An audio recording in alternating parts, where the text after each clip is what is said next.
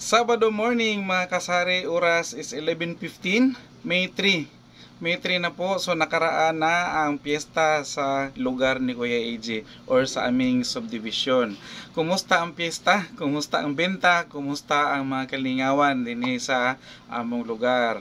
Although napakita na ni Kuya AJ na meron tayong peryahan, pero sad to say, ito yung topic ko ngayon, sad to say na nasara yung peryahan sa amin. Bakit? Bakit nagsara ang peryahan?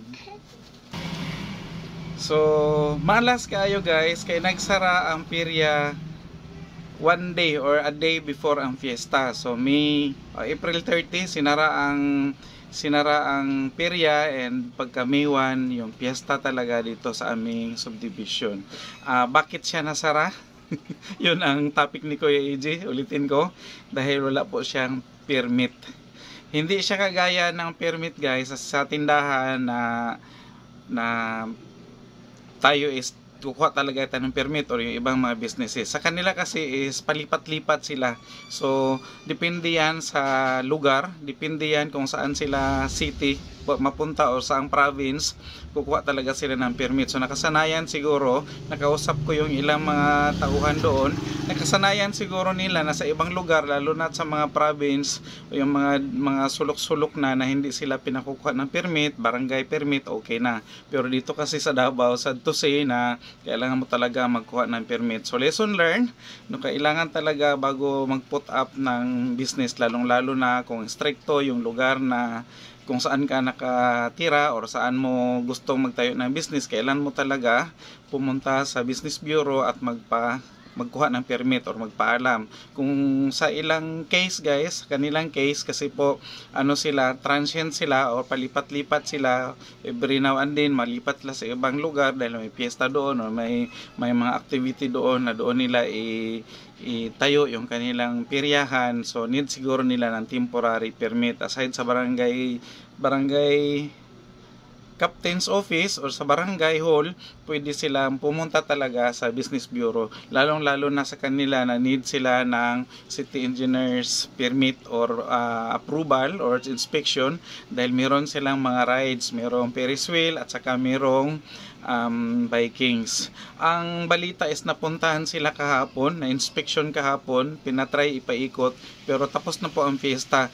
Although ma-extend siguro sila guys dahil sunod-sunod yung activity dito sa barangay namin, aside sa may fiesta dito sa aming subdivision, malapit lang din kasi yung aming barangay hall mismo sa aming barangay, at saka magse-celebrate din ang barangay namin ng araw ng barangay, so araw ng Katalunan Grande. So baka tuloy-tuloy at saka mabigyan sila ng permit, pero nakalagay talaga sa kanilang area doon na may nakalagay na closure order.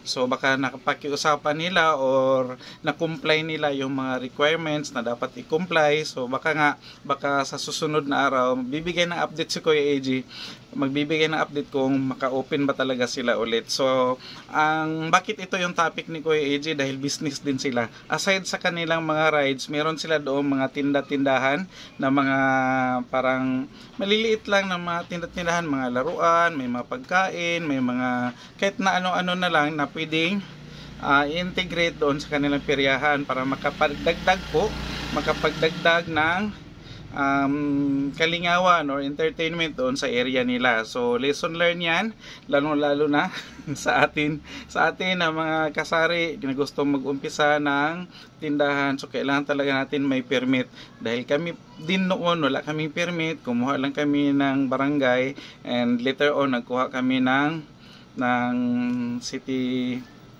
business bureau, then later on nakuha na namin yung aming BIR. Hindi naman siya kailangan guys na kumpletuhin mo agad-agad. Pwede kang naman mag-umpisa, lalong-lalo na maliit lang yung tindahang umpisahan mo, pwede kang mag-umpisa na walang permit, and later on pag napuntahan ka ng business bureau, pwede mo sabihin na on process or kaka-umpisa pa lang, so i-process na ninyo yung inyong business permit, basta meron talaga kayong business permit. Marami akong nakikita sa mga groups na nagtatanong kung kailan ba talaga or need ba talaga mag-business permit. Yes po, meron talagang business permit, and kasabay niyan is kukuha ka ng BIR.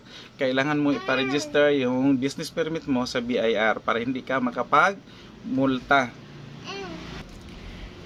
So sayang guys, sayang kasi ano, sabi nga ni Kuya AJ, dagdag kita yon, dagdag kita, dagdag customers dahil dito po dumadaan yung lahat na nagpupunta sa peryahan at saka nadadama yung aming paninda. Although walking distance siya guys doon sa peryahan, pero nadadama yung aming mga ice tubig, nadadama yung aming mga panindang, mga soft drinks. Nako, ang lakas ng bintahan guys. At saka nag-i-extend si Kuya AJ. Hindi sana ako mag-extend, kaya lang sayang talaga dahil ano man gawin ko doon sa loob na ano na may marami pa mang customer, sayang din yung binta. So nag-extend si Kuya AJ until 10:30. Kahit mga 30 minutes na na-extend si Kuya AJ sa gabi, marami pa ring namimili, at saka yung tauhan na lang nila mismo doon sa peryahan, kahit na umaga, tanghali, hindi pa sila nag-ooperate dahil usually sa gabi sila nag-ooperate, pero maano pa rin guys, dagdag sa kita pa rin, dagdag customers, dagdag benta pa rin sa ating tindahan. So sayang talaga nung piyesta na talaga is walang nagpupunta dito. Maraming minsan dumadaan, tumitingin doon kung open ba, so hindi, napalaw lang sila guys, napalaw sila dahil close yung peryahan. So hopefully maka-open siya ulit para tuloy-tuloy ang kitaan ni Kuya AJ. Kaya nga sabi ko, pag may mga ganyang okasyon, samantalahin na natin para po makadagdag sa ating bintahan, makadagdag sa ating kita, and most of all, lalaki yung ating binta sa araw-araw. So, yung tumal na sinasabi nila is maibsan po yung tumal na nararanasan din natin. Saka balikan lang pala ni Kuya AJ guys, kung affected man ang tindahan namin dito sa nangyaring closure sa peryahan, mas lalong affected po yung mga tripulante or mga tauhan ng peryahan dahil wala silang kinikita at saka kumakain sila araw-araw. Ang sabi nga nung mga nakausap namin, kahit na mga binata sila, gastos pa rin sila sa pagkain at saka wala silang income. Kasi yung kitaan pala doon sa peryahan guys, share ko na lang sa inyo na ano sila, porsyento. So kung may sasakay, kunyari 60 pesos yung bayad ng adult na sasakay sa kanilang Ferris wheel at saka sa biking nila is ano siya, 10%.